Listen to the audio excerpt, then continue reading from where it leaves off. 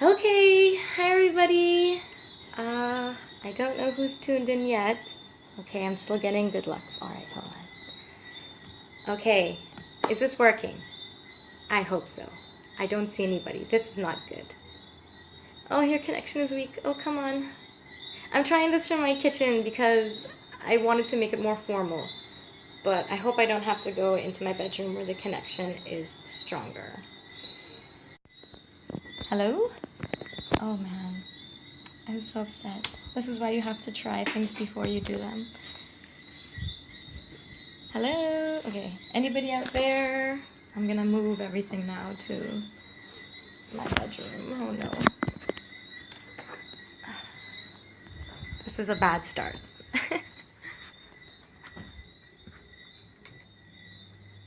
Okay. Hi, Mandela. Hi, everybody. Thank you for tuning in. Hi, Kamal. I will spend the first little bit like hailing up people because I get very distracted by people, as most of you will know. Okay. Is this gonna work? Okay. Let's hope so. Okay. Hi, everybody. Welcome to the chat. Yes, we can. Good. Yes, thank you, Mandela, for that. So I'm just gonna spend the first little minute or two kind of just checking in with everybody because it's the few times of whenever, hi Tika, that I get to say hi to everybody and check in with people and really get one-on-one time. Unless you're like WhatsApping me, I'm not available. As many of you know, I am here in Barbados, and instead of going out and partying for Barbados' 50th anniversary independence, I am at home studying. And I am here with you all tonight, and I hope you will be here for the rest of the time. I don't know how long it's gonna take. I'm a little nervous. I smile when I'm nervous because it's a very important topic to me, and it's something that I'm hoping more people will talk about. I know that there are lots of people who have been making really prominent stands in Guyana about the mental health situation. Many people who are my friends and colleagues, NGO related, major agency related. So I'm hoping these people will come on board tonight. I'm hoping Bibi, Ahmed will come on, Raquel, Thomas will come on. I didn't get to tag them. Oh, I'm so bad. Anthony, Autar. I have Abdel Fudadin, who will probably watch this a little later. And these are my colleagues. Stacy DeSantos. I'm very excited to speak to you all. I see my former boss, Steph. Hi, thank you for joining. Stephanie Francis was my boss when I was a Dawn, so an RA in Toronto, Canada for 2.5 years. She is one of the best bosses I've ever had, and she also just, along with her colleagues, have made a mental health plan for the York University. So I'm also gonna hopefully get to speak to her later about that as well, since I have not had access to it. People are asking about the flood. No, the flood, I was saved. For those who don't know, Barbados had about 6 hours of rain yesterday, and it flooded major parts of the island for the day. Places like St. James, where I live near, if you live on a hill, you more than likely, your street turned into a river. Thanks, Michael. So this is really where we're going to start at. Now, I see some people popping in and out. Again, I always say I get very distracted. What will happen is we're going to go through some of the topics that I've laid out. Yes, I've actually laid out some topics. It's not just a free-for-all. And then we're going to try and do some Q&As at the end, because I know that there are persons who have a lot of questions. Oh, I'm sweating. Hold on. May have a lot of questions about at least my opinions on certain things that I may or may not cover. Now, I want everyone to understand that my views on mental health come from a long history of me being interested and dedicated to this field. For those who don't know, I started off when I was 17. I did social work at Georgetown College, where I did very well there. It was a very, very good program, to be quite honest. And then I went to York University, where I did a double major honors degree in Latin American and Caribbean Studies and Psychology. My psychology degree is an honors degree, and it's a BA. And then, as many of you know, I worked with the Global Shapers and Red Band-Aid Foundation. They're being the manager, as well as many positions in Global Shapers, communications rep, mental health champion, which how I've gotten to know a lot of you, a lot of the mental health advocates. Thank you, Iman, for the high five, thumbs up. So because of my past, I am very, very passionate about this topic. Anybody who knows me knows how passionate I am about mental health and the mental stability of persons in our country currently. As most of you may know, Guyana currently is ranked #1 in the world for suicide. Now, many people don't understand how we are ranked #1, and this is where these scales from the World Health Organization becomes a little problematic, because for every 100,000 persons around the world, the standard is 16 people. In Guyana, not even 800,000 people, give or take, we have 44 persons for every 100,000. Now, this becomes very problematic because statistics would tell you that even if your suicide rate or your mental health rate is that high, that ideally there should be X amount of a percentage of your country should be mental health practitioners. Now, I'm going to go into that very in depth. In Guyana, we have currently, someone documented and said 6 psychiatrists. Now, that is inaccurate to my knowledge. We currently have 4, let me just look again. We currently have 5. 5 functioning, 4 functioning, and 5 that I know of. Psychiatrists, and these are, and I want the Guyanese to really pay attention to this, because this information can be really life and death for yourself or someone you know. We have Dr. McCrae at Woodlands. She is a psychiatrist, but she is the only person I refer persons to in Guyana because of her experience with counseling. I will go into the difference between psychiatrists and psychologists briefly. We have Dr. Byro Harry. He's also a psychiatrist, and he's out of General Georgetown Public Hospital. He, as well as I've been informed that he does do outreach to the Fort Kanji mental health facility there, the National Psychiatric Hospital, also known unfortunately in Guyana as BMH, Burby's Madhouse. We'll get into that later. Now, we also have Dr. Balcero, who is a Cuban, who is there with Dr. Byro Harry. I've met him. I know him. He's very pleasant. He's easy to work with. I've seen that he does counseling. That is also someone I would suggest. Now, we have Dr. Beckles. Now, Dr. Beckles is aging, and apparently I've been told he's sick and has not been functioning as a psychiatrist in Guyana for some time. So I do not know of any whereabouts about Beckles. Now, Dr. Maida, also known as Dr. Maida Grajales, sorry, she's Cuban, and she's been living in Guyana for over 20 years, and she is what I would call the resident psychiatrist at the psychiatric at Fort Kanji. We're gonna recall the National Psychiatric Hospital, Fort Kanji. People should know this by now. Thank you for all the international people tuning in. Hopefully you will learn something. Now, the information I'm going to give is from a place, like I said, of passion and hard work and research that I've been doing for the past 2 years, and basically off and on for many years. Since I've been 13 years old, as long as I had interest in reading the newspapers, all I've ever read about is domestic violence and abuse towards children, sexual violence, and mental health, particularly suicide, because no one was talking about mental health years ago. We barely talk about it now. So this is where it gets a little meh. So for me, this is something I have been doing and I have been talking about for years. When I was a Dawn, I was given the chance the opportunity to be able to be trained in Safe Talk, which is suicide awareness.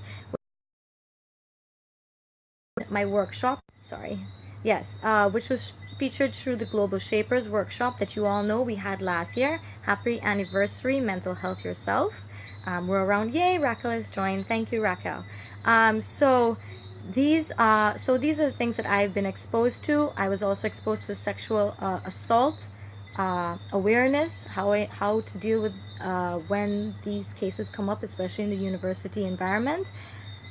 I've been doing informal counseling for a decade. Now, a lot of people don't know that or don't care to know that or had any idea, but I've been doing it for a very long time, and that is why I chose to come to Barbados and do my master's in counseling psychology, because of the emphasis that is needed in Guyana for counseling services and awareness.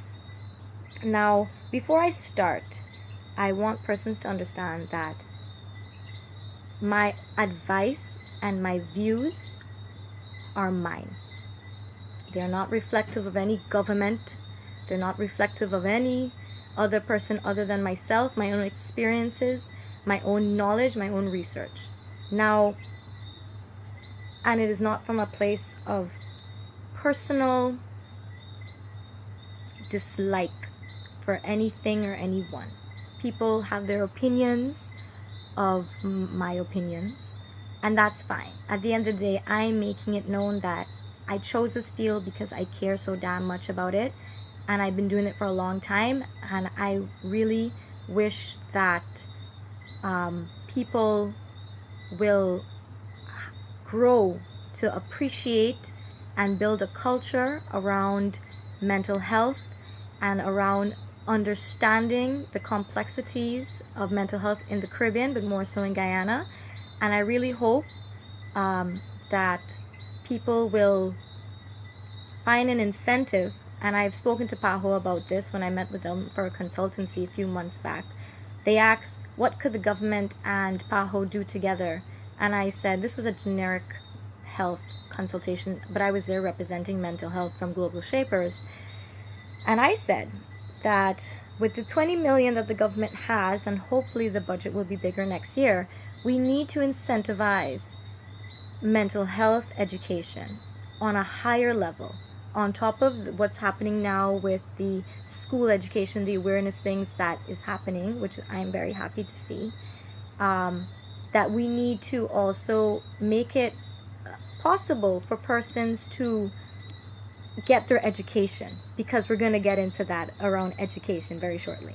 And for me, I said that if you can take 10 million of the 20 million and say, okay, we're going to make a fund, and we're going to fund 3 persons, 3 doctors, social workers, senior social workers, CPA, Georgetown Public Hospital, wherever it is. We're going to fund them, and we're going to get them to go to Barbados, and they're going to do the 2-year program, because this is 21 months of my program I'm here for, and I'm going to be here for about 2 years. If I stay on for graduation, maybe I might work, I don't know. Really, I have some options, and I'm very happy about that.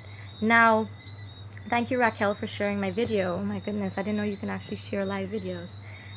So this is what we're dealing with. This is my biggest thing. Incentivize, get people to get into the education aspect of mental health. Last year, a year ago, the government of Guyana, Ministry of Health, sent a doctor, young lady, back to Cuba to get her specialization in psychiatry or psychology. Cuba, as we know, is where we get a lot of our medical doctors in Guyana.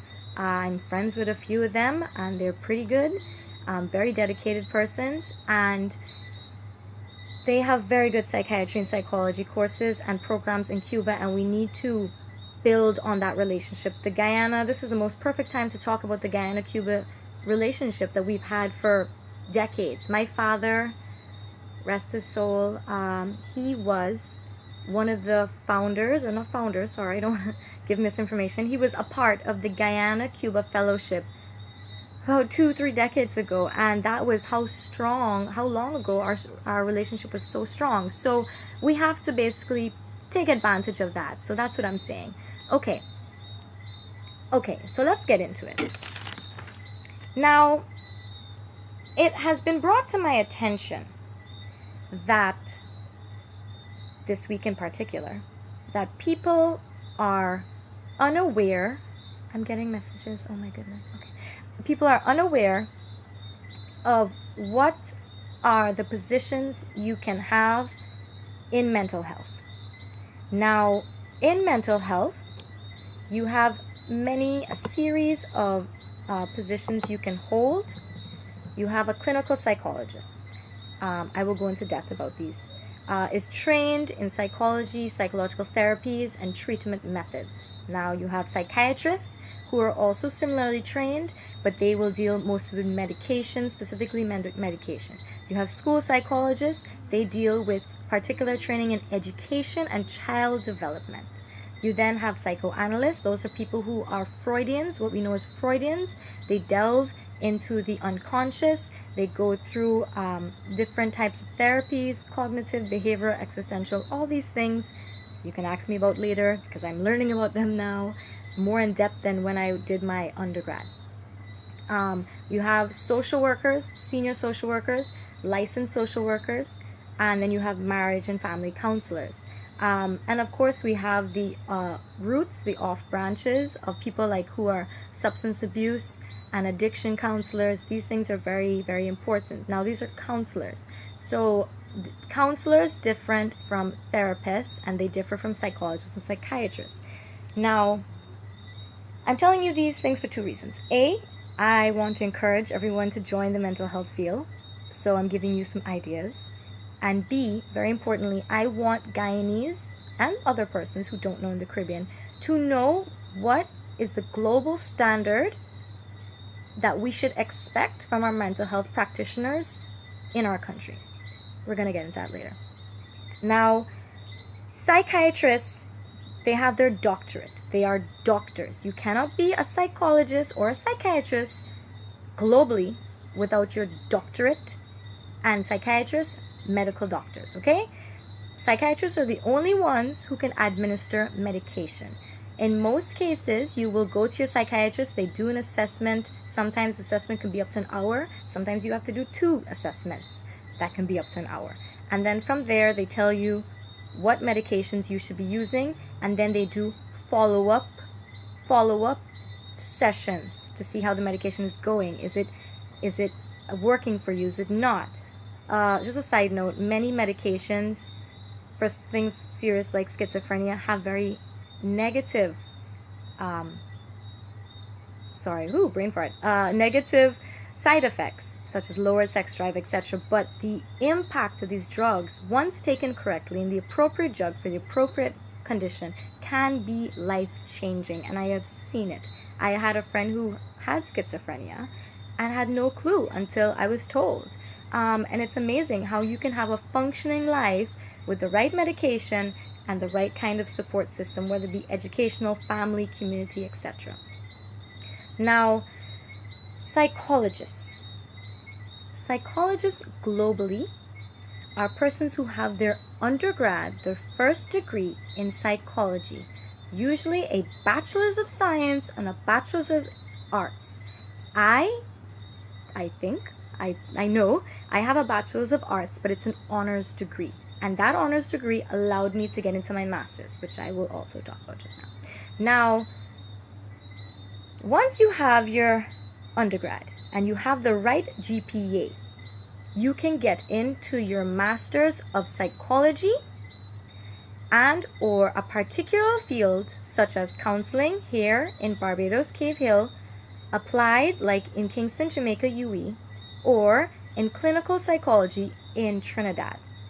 Now, I heard that we used to have another branch here in Barbados, but it's been faded out, unfortunately. And I believe applied might be also being faded out. So at this point in time, you really have clinical and counseling, which are, to me, is what really the Caribbean needs. Now, thank you, everyone. Sorry. So this is the options you have.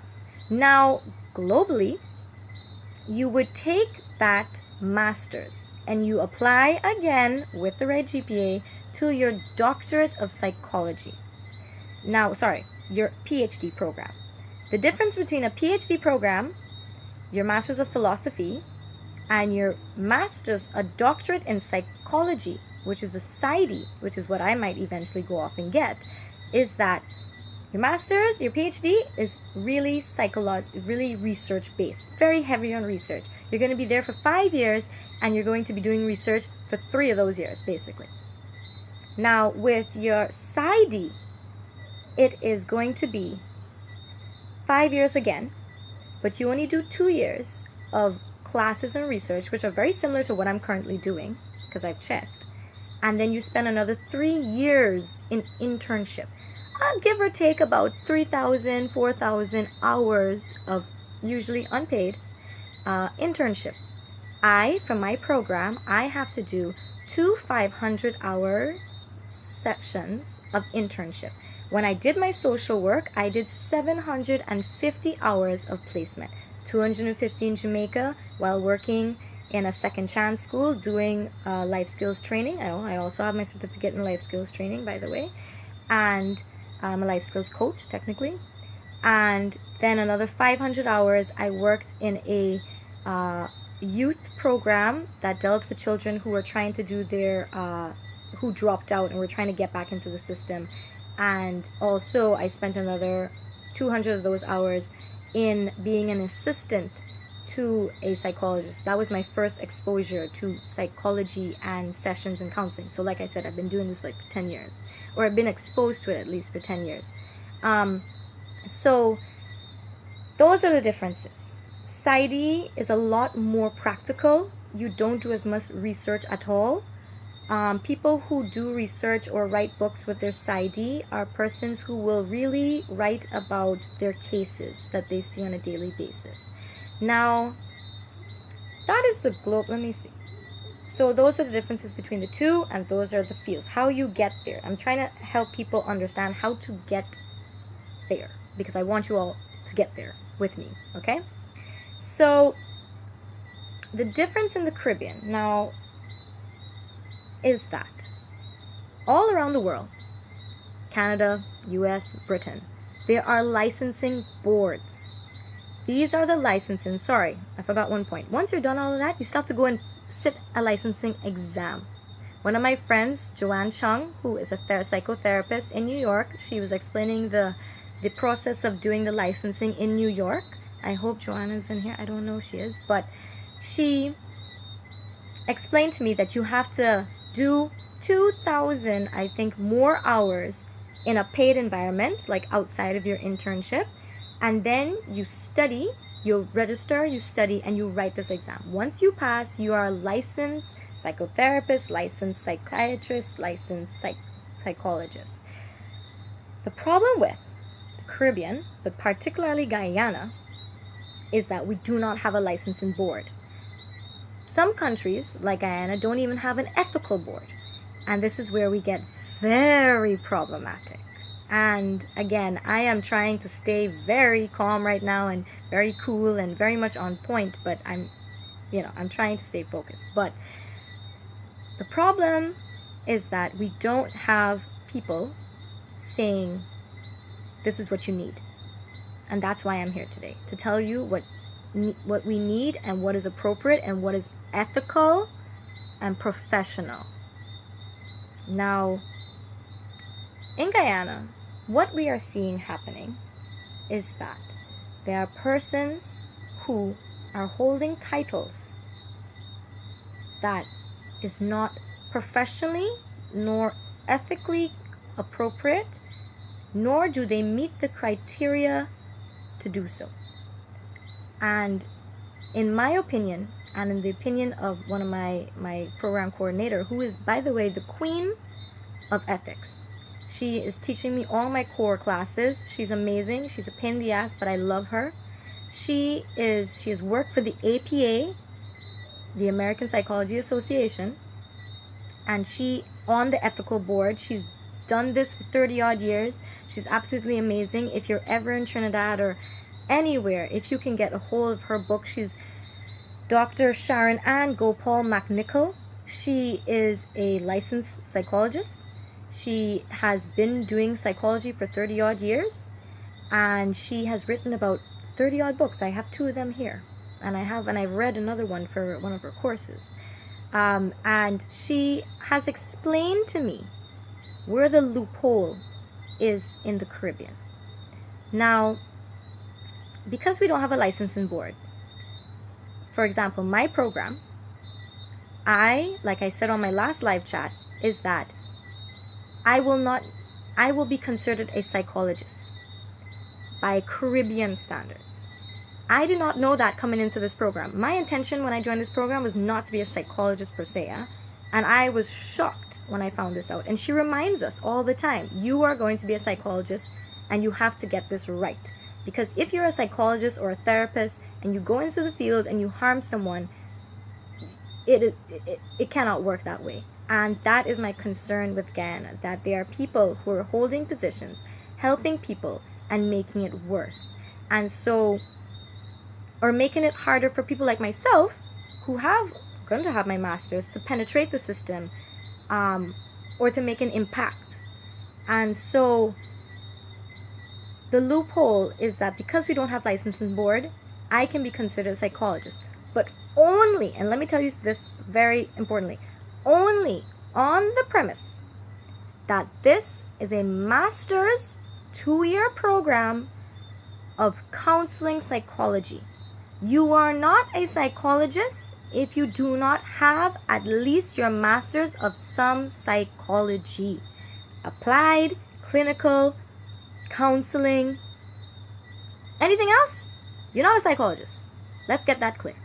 And so, and this is something she told me because I was very wary. I didn't want to be called a psychologist and have to deal with the backlash of being told I'm not. So I asked all the questions. And if anybody has ever sat in a course with me, you know I asked all the questions.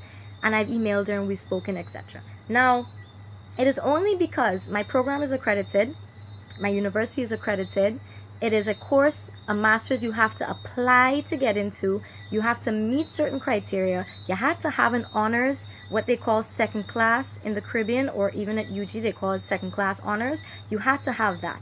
You have to have a 3.0 out of a 4.0 scale. My university was a 9.0 scale, and I had a 5 point something when I graduated, a 6 point something when I graduated, because I was an honors student. I had to make 5.0 every semester like it was my job. So I did that for 4.5 years, and I graduated with my honors.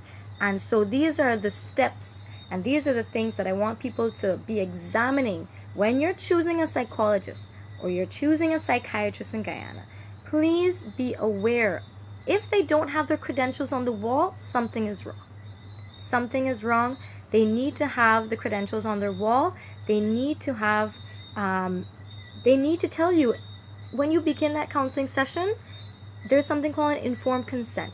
It is usually either verbal or something you sign, and it tells you what is your counseling, what are you going to do, what's their background, what are their limitations. Do you know that, and this is a major problem in the Caribbean, particularly in Guyana, ethically, I cannot breach confidentiality unless for 3 reasons. A, I can only breach confidentiality if a child is being abused, or an elder. In some cases, for example, the social workers can also use elders. I also have read the National Association of Social Workers. That's another story altogether in Guyana, but I've read it. As well as I can breach it if someone is going to self-harm themselves. I can also frogs. I can also breach it if someone is going to murder their spouse, their family, their child. The unfortunate part about this, and this is just a side note, a little information for you all, if you have already committed a crime, I can't do anything about it. And that's the really, really sad part. And it's very, very troubling as a psychologist to sit down, and this is something I'm going to have to deal with, because another topic you all know I'm very passionate about is rape and sexual assault and sexual abuse and domestic violence. Now, I did a paper on I did a paper on rape trauma syndrome. It was like 30 pages long. It was basically a mini thesis, to be quite honest, and I got 9 out of 10. I never write good, but I don't know, it's because of something I care about, I guess, and I couldn't believe it. It was amazing. I have it. It's this thick. I've kept them. I'm going to frame them eventually, but it is so important to look at other things like rape and so on when you're sitting in these counseling sessions, and it's going to be hard for me to sit down with a rapist and he's there divulging all these details about his rapes, and unless he's talking about it in the present or future tense, I can't do anything about it. But that is important for me to know. As a psychologist or anyone in mental health, you have to be aware of your biases, whether you're homophobic, xenophobic, whatever it is. You have to be aware so that you can deal with it. Before I go into the field, for some of those who don't know, for my program, I have to go into counseling. Now, an honest fact, and I'm going to say this, and I said this when I got accepted to my program, I have been in counseling already, and I have no shame in that. I have been an assistant to a psychologist, I have been an informed counselor myself, and I've been in counseling myself. And I believe that it's beneficial for persons to understand themselves, and that's why I promote psychotherapy, I promote counseling, etc. Now, these are the problems which we're dealing with. I saw Raquel, I'm going to just go back for a second. Yes, confidentiality, the biggest problem in Guyana, and not just in mental health, but even in the health. I have a friend who told me that her family member is a nurse in Guyana, and they will go into whatever spots they're in, nightclubs or whatever, and the nurse will point out all the people who have STDs and HIV.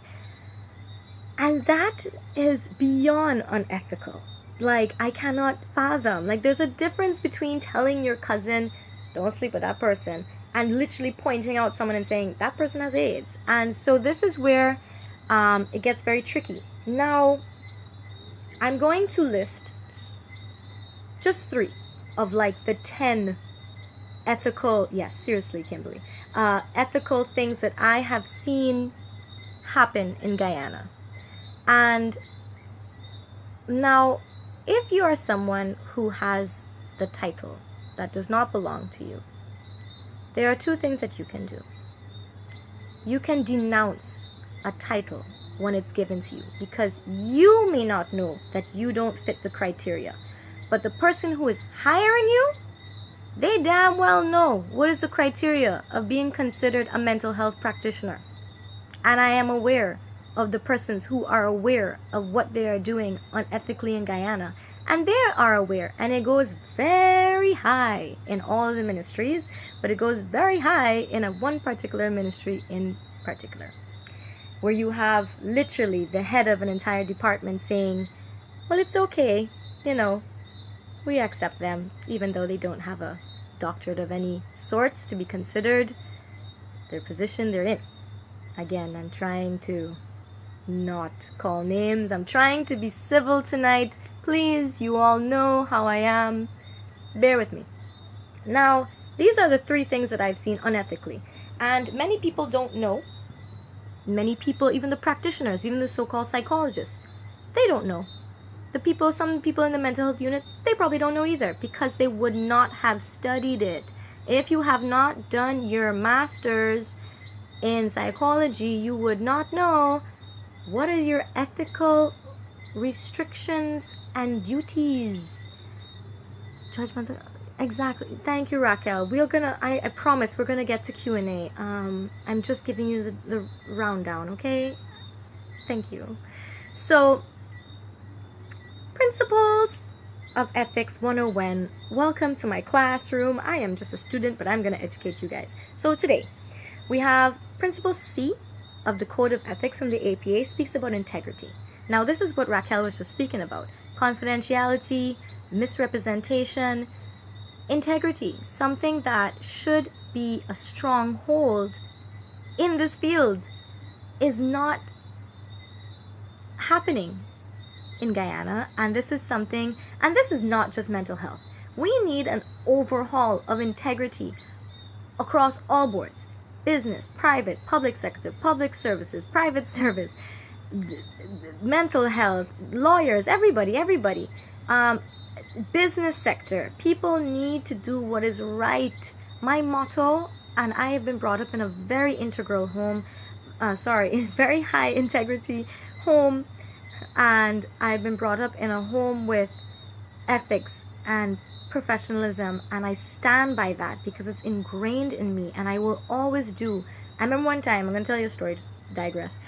Ruel Johnson, everyone knows how much Ruel Johnson loves my family. Ruel Johnson spoke to me. We had to work together last year when I was at Foreign Affairs, and so I was very civil. I did what I had to do. I got my job done because that is what professionalism is for me. And he told me at a party, he said, you know, I really appreciate your professionalism. And I said, thank you. This is what I am. This is how I've been brought up, and this is what I stand for. And I said, you know, Ruel, you're no longer just anyone. I said, you're the cultural policy advisor. You have to be aware of what you're saying and the effects it can have. That's one side of the story. The other side of the story was that he cornered me and he was like, so what do you want to be? And I'm like, what does that mean? And they're like, and I started explaining my background, and he was like, no, not what your academic background is, but what do you want to do? What's your title you want to have? And I'm like, I don't know what to tell you. I said, whatever it is I end up doing, this was a year ago before I got accepted to my program. Now I have a better idea. I said, whatever it is that I do, I'm going to do what's right. And I'm always going to do what's right. And I'm always going to do what's just. And whether it's social work, psychology, communications, I'm always going to be honest, be just, be respectful, be professional and ethical. And so that's just my way, how I run my life, and how I've been taught to run my life, and how I would like to see the rest of Guyana run themselves. So this is my plea, to always try to be a better person, even if the person next to you in your office is a jackass. That's them. You have to be you, and you have to do what's right for you, and you have to do what's right for others, because we cannot be in this country together and shit is just hitting the fan and people are just blaming everybody. I'm so fed up of hearing people blaming the last government and blaming this government. Like, just bear with whoever we have to bear with for right now, or whatever your political views are, but just attempt to do something that's right. Do it tomorrow. Do it when you can. Okay, that's just my little tangent, my plea. I'm sorry, that's totally gone off. But anyway, the ethical principles I've seen violated this year in Guyana. I'm sorry, everyone. I just get so passionate about this. So integrity was something that definitely we are seeing some wonky stuff happening. Okay, now ethical, and you can get this ethical. By the way, you can get this ethical. Oh no. Can you guys see me? Hello? Okay. You can get this code of ethics, the APA code of ethics, online. It's accessible to everybody. So please, by all means, go read it and see what we're doing wrong and right.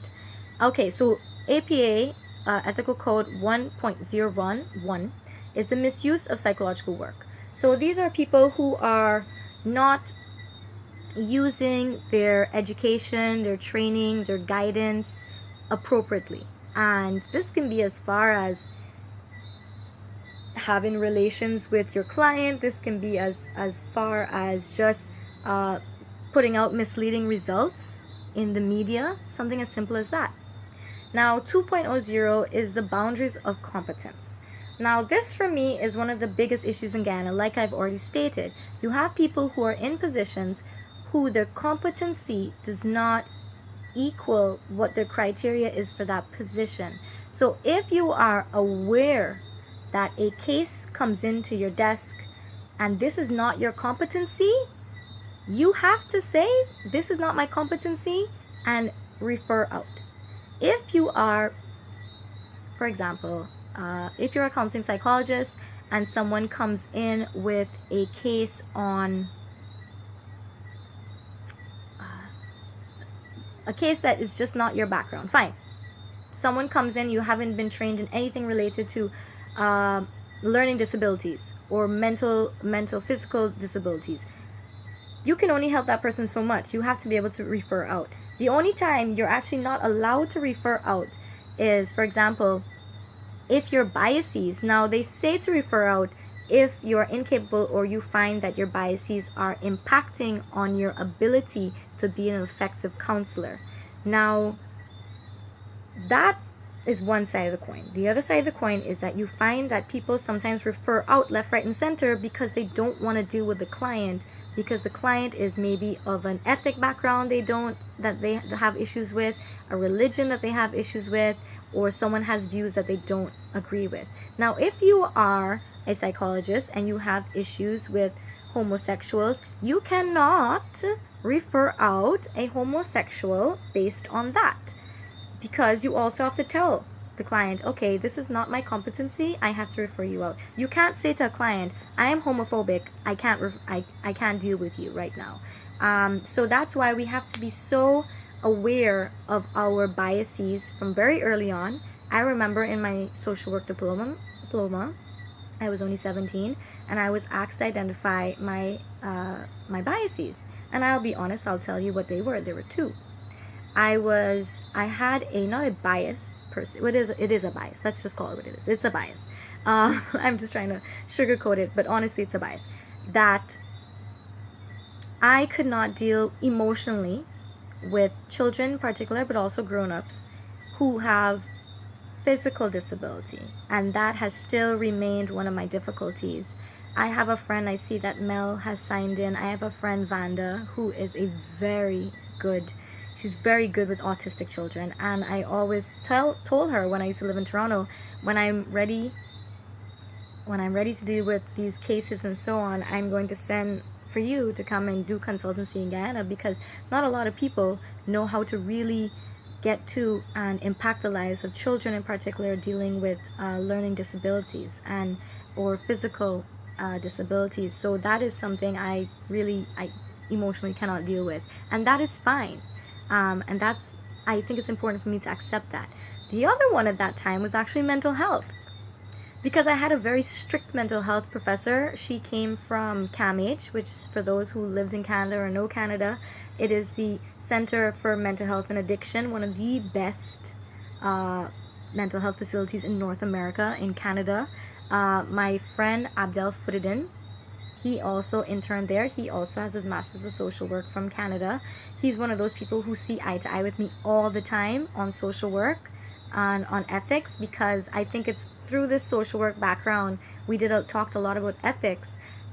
You actually don't really talk about ethics in your undergrad psychology. You mostly talk about it in social work, and then when you get to your master's level. So that is something that's important to acknowledge, that ethics does play a major role in your job, and if we don't have it, it can get very messy. Now the third one, these are just a few I pulled out very quickly. 5.01, avoidance of false and deceptive statements. Now this ties in with the competency in Guyana. Now if you have persons who are being told you can be this, you can be that, you can be the head of what unit, and so on, and don't have the competencies, more than likely, if they are violating that boundary, they are also violating this code, because you're going to have to tell people that you are a title that you're not. And that's when it becomes really difficult. Like, I'm telling you, if my professor, Dr. McNichol, was to come into Guyana, we would be in a lot of trouble. And I've been saying this for 2 years, that if people who know ethical standards come into Guyana and see what the mental health practitioners are doing, we are going to be in trouble. And so this is where we need to be aware of what is expected of us and expected of us as professionals, and also as clients. You need to know what you should expect from your practitioner, from your psychologist. So these are the things that have been happening. You are seeing an influx of people who are now trying more than ever to go to counseling, and I'm very happy. But what worries me is that it's been brought to my attention that a lot of people are not in their rightful titles. And as much as I understand that the government wants to have psychologists and wants to have people carrying the titles, it's not fair and it's not right. And they know it. And people know it.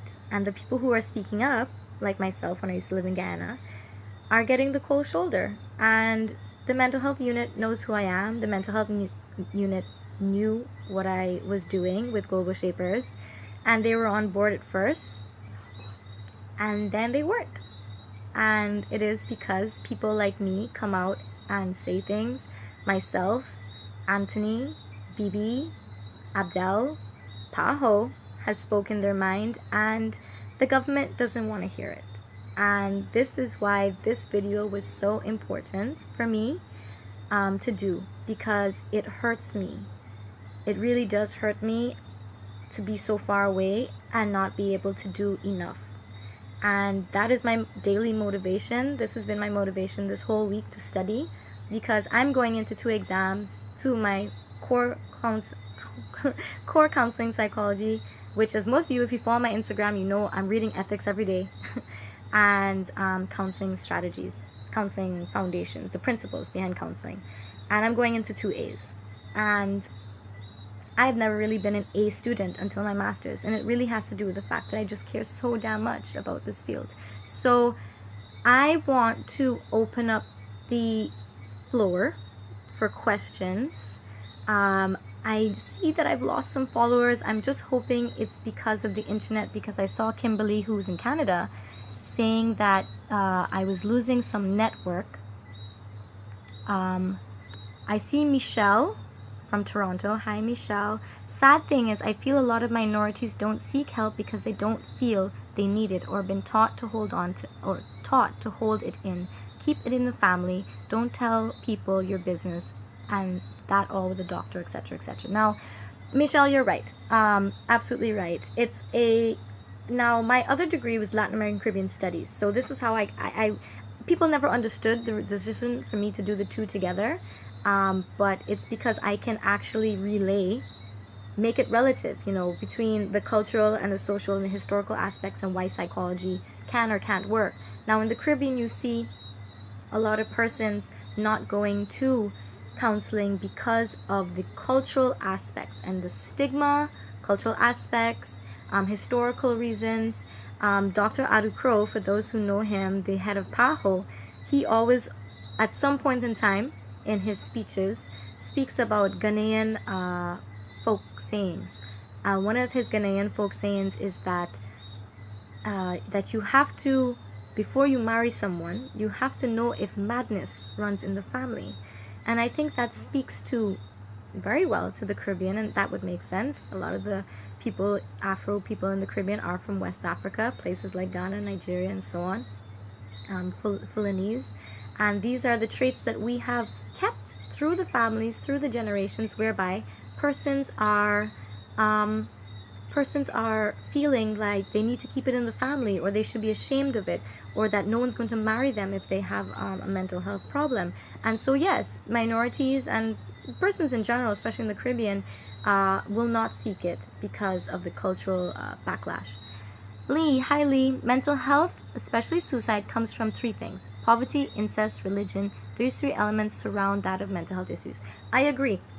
I actually just sent a voice note to one of my friends in Canada, briefly explaining to her her partner why suicide is so high in Guyana.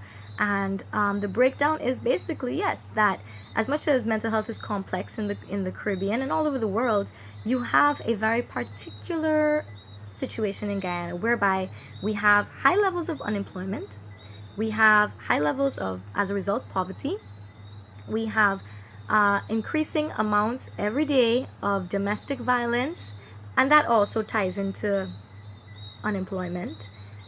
You have a culture of withholding this kind of the mental health conditions. You have confidentiality, as we spoke about earlier, being a factor in persons not wanting to go to counseling.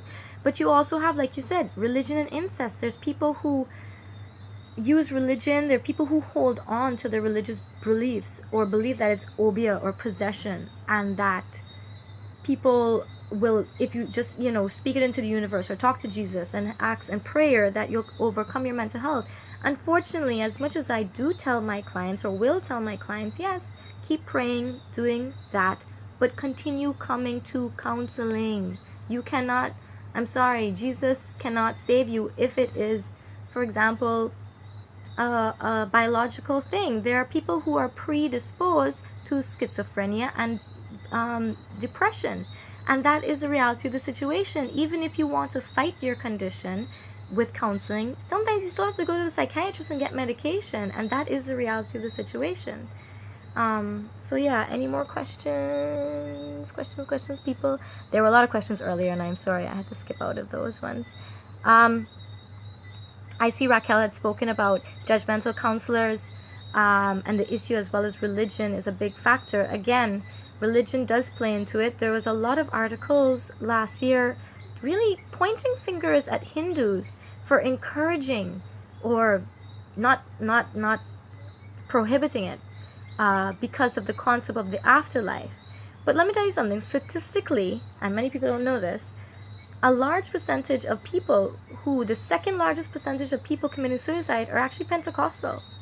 And then Muslims and Catholics. But, and this is something people also don't know, is that when you have a Catholic or a Muslim who commits suicide, when you put on the death certificate, death by suicide or self-harm, you actually don't get your what they call last rites. You don't get your last rites as a Catholic if you have committed suicide, because it's a major sin. And so you do have people who are dying of suicide that are of other religions, but they're not talking about it because of shame and family, and also people want their last rites. There was something I was going to say and I forgot it. Damn it. Let's see what Raquel is saying.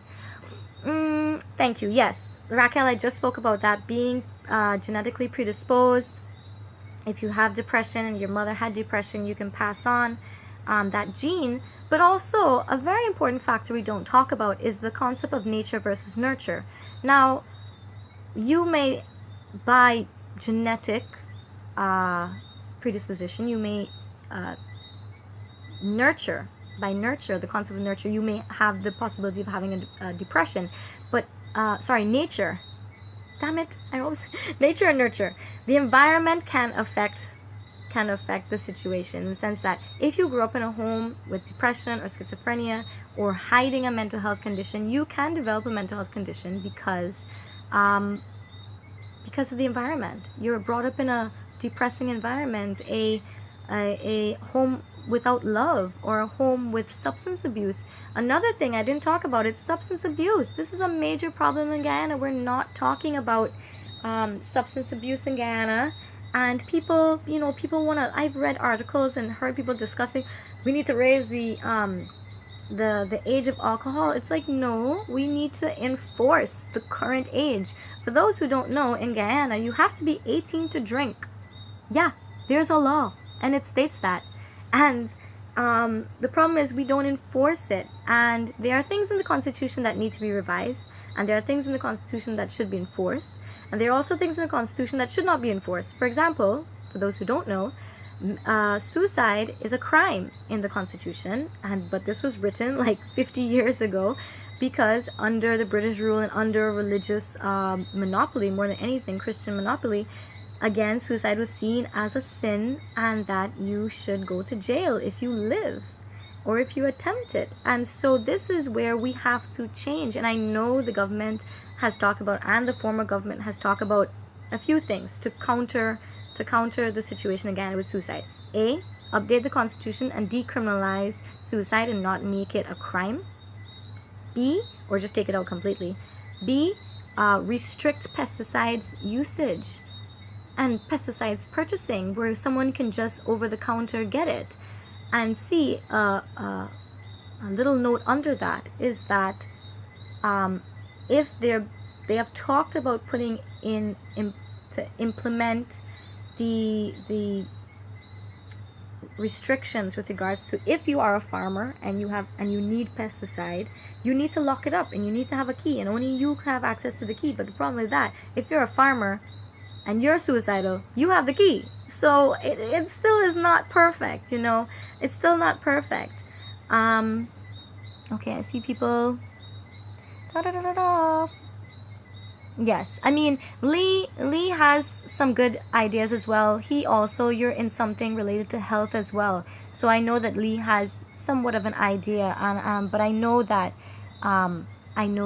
it's important for us to talk about it in layman's terms for everybody to understand. I'm so sad. Stacy isn't here. Let me see. Thank you everybody for all your encouraging words. You know, oh my goodness, so many messages.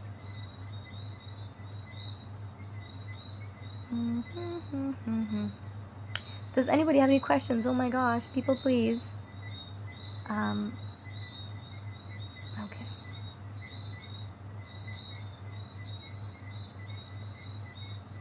Okay, so people don't have questions, and I don't know what else to talk about.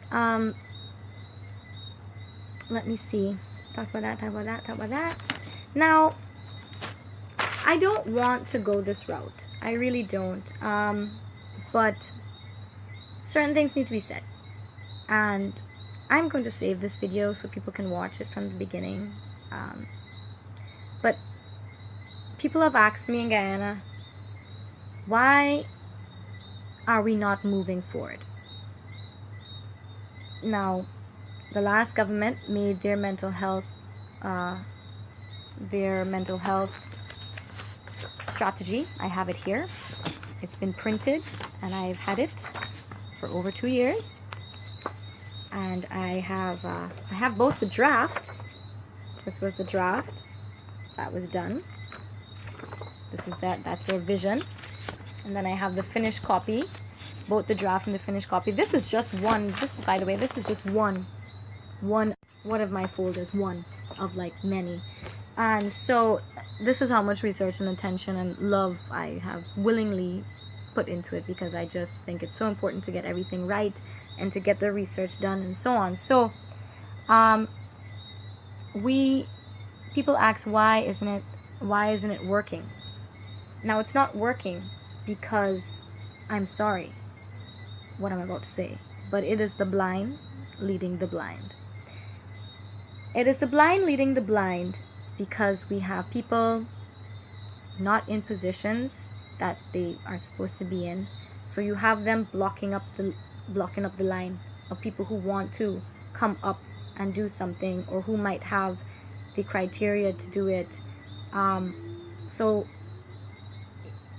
if you're being put on a task and you don't know how to implement an educational program, you don't know how to do an intervention, you don't know how to do an outreach, nothing's going to happen. And that is the situation, and that is the reality. I have literally a list here of like all these people who are not in the right position. They're not. People, I'm understanding, there's another young lady who's been named a psychologist. She doesn't even have her we're not even sure if she has her bachelor. What is happening with me tonight? Her bachelor in psychology. We don't even know that. How can you be a psychologist without a bare minimum, without your psychology undergrad? Absolutely bonkers, absolutely disorganized and disrespectful to the field, in my opinion. And that was brought to my attention this week. And I'm not trying to call names, but people need to know what their place is. And if you know, and I'm talking to all the people there who are holding positions, if you know that you are holding a position that you are not qualified for, you need to denounce the position and say, look, my specialty is X. Put me as an X specialist. I am not a psychologist. Just because the government wants to have so many psychologists on their list of employers does not mean you get to put people's health at the risk of that. Like, You don't fill up a hospital with like cardiologists and they're not cardiologists, and you're saying, oh well, we need at least one cardiologist on the team. It doesn't work that way. It's not fair. I have persons here. You know what? I'm just gonna pick on this one person because I don't give a damn. Because this is one of the most atrocious ones in my opinion. Last year when I worked with the mental health unit, someone's laughing. Who was that? Anyway, last year when I worked with the mental health unit, I worked with Mrs. Sorry, wow, what is happening? Mrs. Holder. And after Mrs. Holder was the mental health unit, she was handpicked by Dr. Norton to be the head of the unit. She worked for the unit for a year. And then recently, this year, they told her that apparently she's no longer needed. And I believe it was something with regards to qualifications. Now, why would you make a woman work for you for a year? I don't even know if they're paying her. And then tell her at the end of the year, oh, well, you don't meet the criteria to be the mental health unit director. That's the first thing. Now, soon after that came Dr. Rajkumar. Now, from what I understand, she was doing some good things, not so good things. Whatever I don't know her criteria for being in that position, but she is what she is. And she's no longer there. From my understanding, she was pushed out by who is now the head of the unit. Now, this is where it gets severe, and this is where people need to understand what is happening. The current, I don't care what anybody says. I don't care what anybody says. The highest person could tell me differently, and I'd be like, no. The person who is currently the mental health unit director, sorry, not director, apology, not the director, the senior psychologist of the mental health unit is an African man by the name of Mr., not Doctor, Mr. Balgun Oshunbi. African chap. He supposedly has a practice in Trinidad, but when I've spoken to my Trinidadian colleagues up to this afternoon, no one knew him. No one knows who he is. And he is now the senior psychologist. The man does not have a master's of psychology. He does not have a doctorate of psychology. He does not have a master's of education, psychology, nothing. Absolutely nothing. And I don't care where this video ends up. I don't care who sees this video. It is absolutely wrong, and the people of Guyana need to know that it is wrong. You cannot be a senior psychologist without your doctorate. You are the go-to person. Underneath the director is the senior psychologist or psychologist. I am not going to entertain any excuse as to why a Mr. and not a doctor is the senior psychologist. I have been being very calm throughout this entire video, but I'm just, when people weren't asking questions, I just was like, you know what? Let's just do this. Let's just go crazy because it is not fair. So we have, that is the senior psychologist. And whether he's doing a good job or not, it is unethical. It is unprofessional. I cannot believe it. This is what I was told. Yes, Raquel, this is what I've been dealing with all week. I've been mulling over this information and getting it and thinking, how am I going to deal with this? Now, I'm not very good at writing, so I say, but apparently I did really well on my papers. But I just prefer to do videos and vlog because I do that well, apparently. Now, and that's the only person I'm really going to nitpick on, because everyone on this list has a problem. Okay, everyone on this list is very questionable. And I think, and also this African guy is now the president of the Guyana Psychology Association. Booyah, we have one. We didn't even know. You know why? 2 months ago, I was checking online for it, and I found the webpage, and it was dead. About 2-3 months, yeah, about 2 months ago. And it was dead because we were talking about associations in the Caribbean, and Guyana was the only one who didn't have an association. Trinidad and Tobago have an association, and they are actually, the Tobagonians, social workers, are actually using the National Association of Social Work as a code of ethics. In Guyana, We don't have a code of ethics that we are using for our social workers. Can you imagine that? Next down the line of stupidity in terms of the level and the standards is social workers. They don't have a code of ethics. They don't even have a course that they're doing at UG for code of ethics. It's like, it's a development course. They don't have to actually do a full credited course, which is absolute madness as well. And so I'm not even going to get on the social workers tonight, and I'm sure they're going to be upset at me, but I'm sorry, social workers. It's unethical if you're not being regulated by a code of ethics. I'm sorry. I should have just named this video Code of Ethics. So it's just amazing. I have no information. I don't know who this new doctor is. Richmond Thomas. She's the new director. She took over for Dr. Ramkumar. I don't know what's the deal with her, and I'm not going to speak about her capabilities if I'm unaware. Now, I just don't believe that it's fair to have a senior psychologist not have his criteria and being called a psychologist. So if people are upset, that's I really could give a damn. Ministry of Health could see this, and I won't really give a damn. Now, Max said something. Yep, it's been craziness here. I went in physically, and that place is a mess. Don't even have computers, and the staff is just idle. Now, thank you, Max. I'm glad you said it and not me.